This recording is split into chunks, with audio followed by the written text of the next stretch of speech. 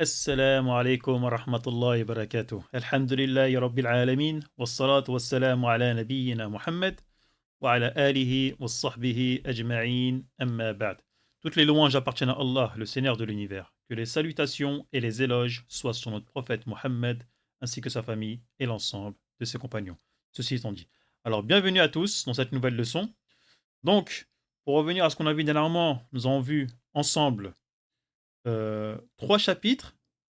Dans les trois derniers chapitres, chacun de ces chapitres-là était composé d'une leçon, d'accord? Donc, c'est des chapitres assez courts, mais chacun de ces chapitres avait une leçon.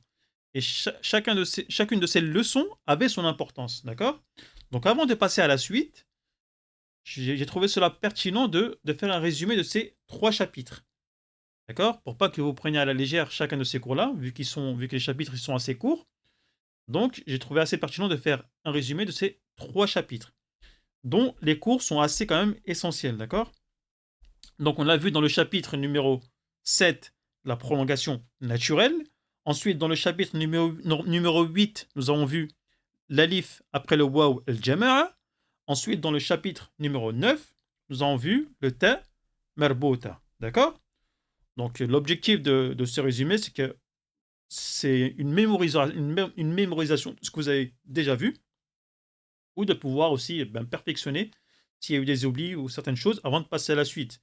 Donc le but vraiment c'est de lire correctement, par exemple, les lettres de prolongation naturelle, de reconnaître le alif après le waw al-jama'a et de pouvoir aussi distinguer les deux prononciations du ta marbota. D'accord?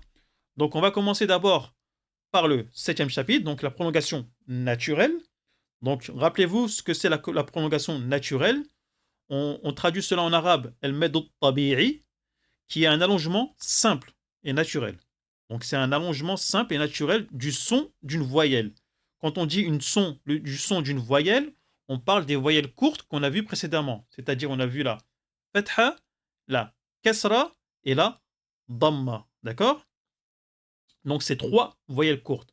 Donc ces trois voyelles courtes, il y a une lettre qu'on va rajouter pour faire une prolongation de ces trois voyelles courtes. D'accord? Donc il y a trois lettres de prolongation. Trois lettres de prolongation. Donc ces trois lettres de prolongation, on va les voir rapidement ensemble. On va revoir avec quelques exemples pour que vraiment vous puissiez que ce soit une petite révision pour vous. D'accord? Et pour que ce soit vraiment assez bénéfique pour la suite, Inch'Allah. Donc alors, dans le chapitre numéro 7, nous avons vu la prolongation naturelle. D'accord? La prolongation naturelle. Donc la prolongation naturelle, qui veut dire en arabe el-meddu tabi'i. Donc on traduit par el-meddu tabi'i, d'accord? Qui est un allongement simple et naturel du son d'une voyelle. Quand on dit du son d'une voyelle, on parle des trois voyelles courtes qu'on a vues précédemment, c'est-à-dire la fatha, la kasra et la damma. Donc on va allonger ces trois voyelles courtes, d'accord? Donc retenez bien ça, d'accord? Et elle se produit avec cet allongement se produit avec trois lettres de prolongation. Alors, ces trois lettres de prolongation sont, on va écrire ici, sont le alif, le ya et le waw. Donc, voilà les trois lettres de prolongation, d'accord? Donc, il faut savoir aussi que ces trois lettres de prolongation, chacune de ces lettres de prolongation ont sa voyelle courte, d'accord? Quand je dis ça, ça veut dire que ils ne peuvent pas prolonger chacune n'importe quelle voyelle courte. Chacune de ces lettres de prolongation est en lien avec une voyelle courte. D'accord? On va voir ça en exemple. Donc, on va mettre, par exemple, on va utiliser la lettre ta. Voilà, à trois reprises.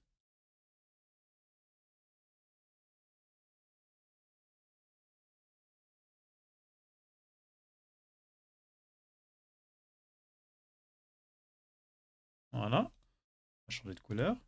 Donc, comme on a dit qu'il y a trois voyelles courtes, d'accord? On a dit on connaît déjà trois voyelles courtes. On connaît la Fetha, on connaît la Kasra et on connaît la dhamma. D'accord? Donc ces trois lettres-là, lorsqu'on les lit, on va dire ta, ti, tu. Donc c'est un son court. C'est pour ça qu'on appelle ça des voyelles courtes. Ta, ti, tu. Ta, ti, tu. D'accord? Alors, alors maintenant, lorsqu'on veut utiliser la prolongation naturelle, donc il va falloir qu'on utilise une de ces trois lettres-là. Ces trois lettres de prolongation naturelle. Et chacune de ces prolongations naturelles est en lien avec une voyelle courte. D'accord? Donc, on va dire que là, chacune a sa sœur. D'accord? Donc le alif a sa sœur parmi ces trois voyelles courtes, le ya a sa sœur parmi ces trois voyelles courtes, et le waw a sa sœur parmi ces trois voyelles courtes. D'accord? Donc on va commencer par la première voyelle courte. Donc cette voyelle courte-là, si on veut l'allonger, on va utiliser le alif, qui va nous faire comme ça. Voilà.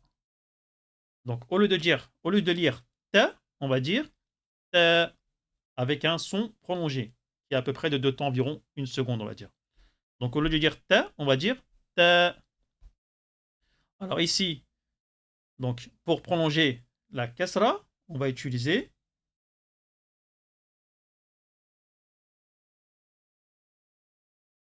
le ya, qui est ici.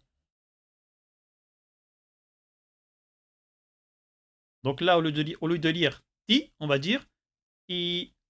Au lieu de lire ti, on va dire ti. Et enfin, ici, donc pour prolonger la dhamma, on va rajouter le waw qui est là.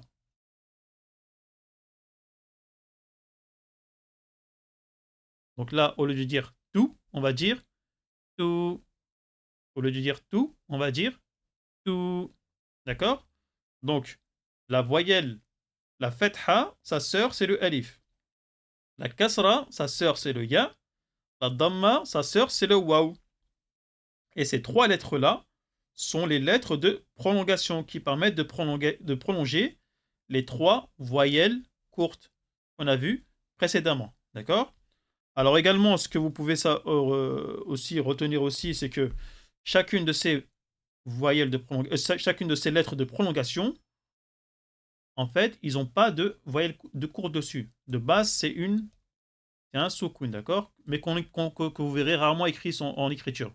Il y a peut-être certaines écritures, vous allez le voir, mais il faut que vous retenez quand même que dans chacune de ces lettres de prolongation, il y a un soukoun, c'est-à-dire qu'il n'y a pas de voyelle courte dessus. D'accord? Retenez bien ça, il n'y a pas de voyelle courte dessus. D'accord?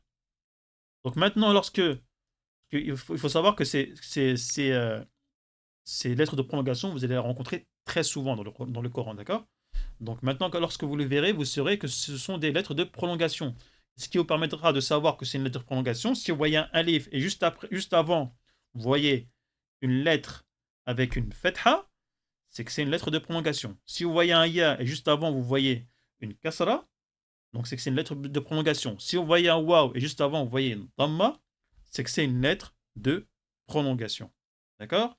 Donc voilà ce que vous avez à retenir sur cette leçon-là. D'accord? Des lettres de prolongation. Donc c'est un résumé, donc assez rapidement, mais c'est l'essentiel que vous devez retenir. Donc maintenant, on va passer à la suite. Donc la suite qui est le chapitre numéro 8, donc, qui était composé de la leçon le alif après le waw, el jama'a. Donc le huitième chapitre, donc qui est le alif après le waw, el jama'a, donc ce qui indique le pluriel, d'accord? C'est-à-dire, par exemple, en français, donc à la troisième personne, par exemple, à la troisième personne du singulier, à la troisième personne du pluriel, au passé, on va dire ils ont fait, ils ont prié, etc., etc. Donc c'est des exemples qu'on a vus précédemment dans le cours précédent. Donc il faut savoir que lorsqu'il se trouve à la fin d'un verbe, on écrit un alif après lui, mais on ne le prononce pas. D'accord? On va voir des exemples ensemble. Donc comme exemple, je crois que c'est des exemples aussi qu'on avait vus dernièrement également. On a un verbe ici par exemple. On écrit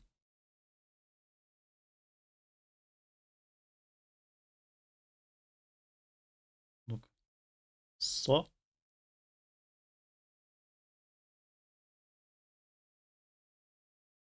Ça, c'est un waouh.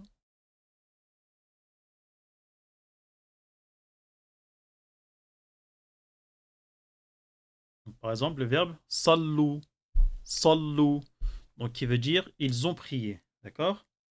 Ils ont prié. Donc, comme vous voyez ici, il y a le waouh al-jama'a. D'accord? Et ici, nous avons un alif qui est après le waouh al-jama'a. D'accord? C'est ils ont prié au pluriel. On va prendre un autre exemple. C'est un exemple simple. Hop,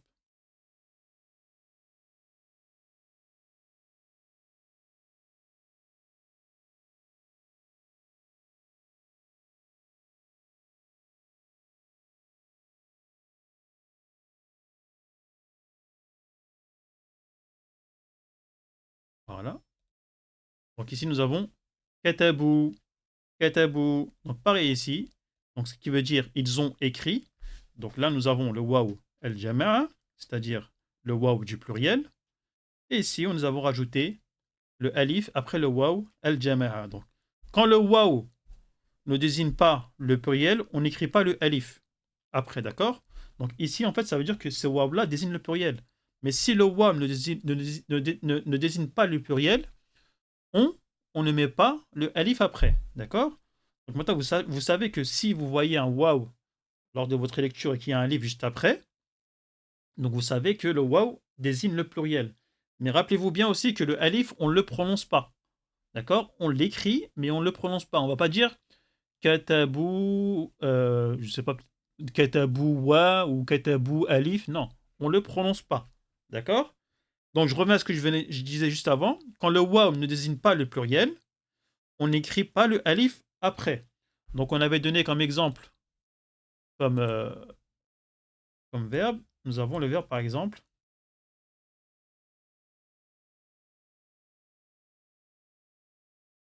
ar.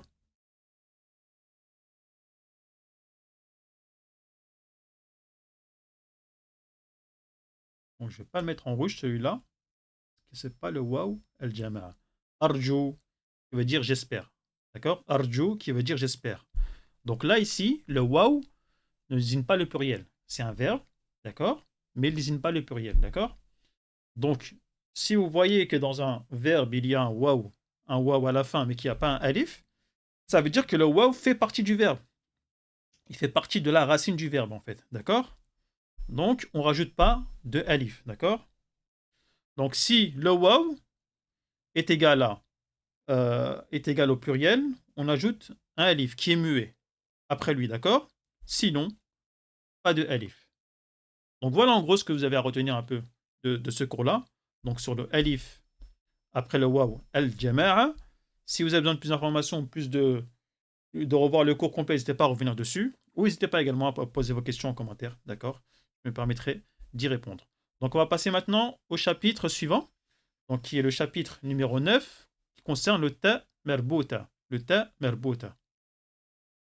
Alors donc, dans le 9e chapitre, nous avons vu donc, le ta merbouta, d'accord? Le ta merbouta.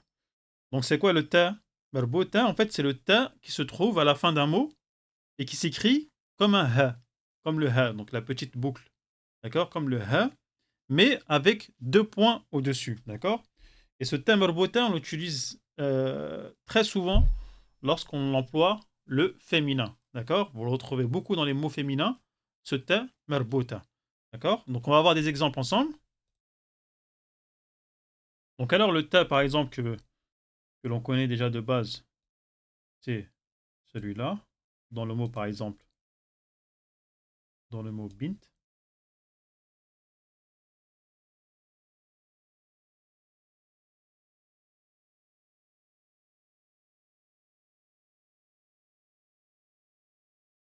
bintun.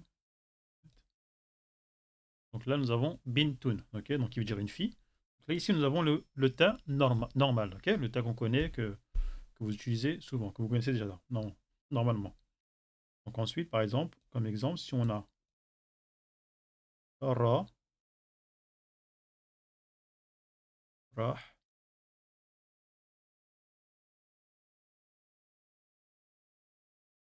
rahma, rahmat, Rahmatun. Donc j'espère que c'est assez lisible pour vous. Donc ici par contre, ici nous avons le ta marbota ici, d'accord? Ici nous avons le ta marbota, d'accord? Qui ressemble au ha, que vous connaissez déjà, le ha, mais qui a deux points au-dessus, d'accord? Donc on a cette forme-là du ta marbota lorsqu'il est accroché à la lettre précédente, et on a cette forme-là du ta marbota donc lorsqu'il est isolé, d'accord?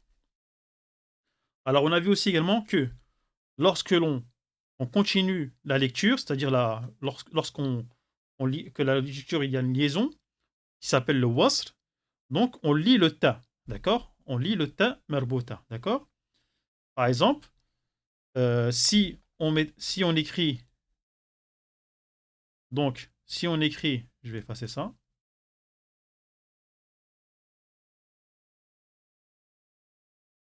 si on écrit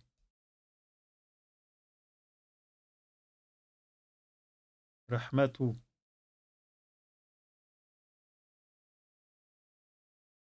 donc bien sûr rahmatun, donc c'est la miséricorde, hein. La traduction, c'est la miséricorde.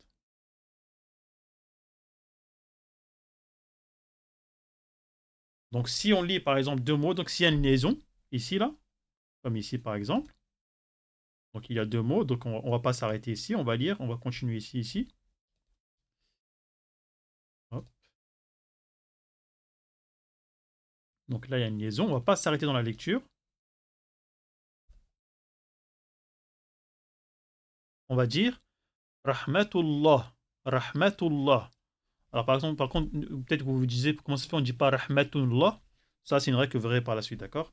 Ici en fait, lorsque c'est lié ce type de mot, on dit directement Rahmatullah, d'accord?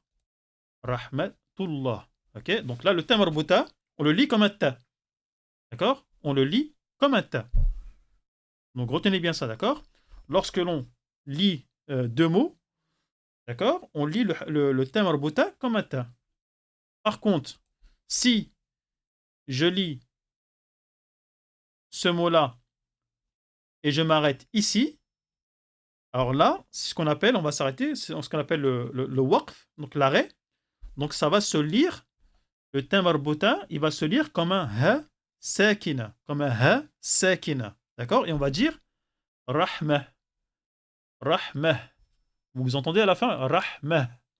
Il faut entendre le ha sakina. D'accord? On va pas s'arrêter, on va dire rahmatun. Non. Quand on s'arrête, on va dire rahmah. Et on va pas dire rahma. Non, si je dis juste rahma, j'entends pas que j'ai pas la sonorité que ici il y a un temerbota. En fait, qu'il y a un ha, le son du ha, d'accord? Donc il faut bien que vous vous rappelez de ça, d'accord? C'est une règle de lecture, d'accord? Donc si vous continuez la lecture, donc vous entendez le ta, d'accord? Si vous vous arrêtez, vous entendez le ha, d'accord? Mais le temerbota s'écrit toujours de la même façon, ok? Avec les deux points au-dessus, ok? Donc et voilà, donc maintenant vous connaissez les trois règles très importantes, c'est-à-dire la prolongation naturelle, donc qui nous aide à bien prolonger les sons, le alif. Ensuite, vous connaissez le alif après le waw, al-jama'a, donc qu'on écrit mais qu'on ne prononce pas, et le ta, marbota, donc qui change donc selon que tu continues ou tu t'arrêtes. Donc voilà, je vous invite maintenant à bien réviser ces trois points-là, car ils reviennent souvent dans la lecture du Coran et dans la lecture de mots arabes du quotidien également. Et continuez avec persévérance, et vous verrez, Inch'Allah, qu'avec la pratique, tout deviendra simple, Inch'Allah. Donc voilà pour aujourd'hui, pour ce résumé complet, en espérant qu'il soit clair. Si ce n'est pas clair, n'hésitez pas à mettre des questions en commentaire. N'hésitez pas également à liker cette vidéo-là, à partager autour de vous et à vous abonner à la chaîne si ce n'est pas déjà fait. Donc je vous dis maintenant au prochain cours, Inch'Allah. Subhanakallah wa bihamdik. Ashhadu an la ilaha illa ant. Astaghfiruka wa atubu ilayk.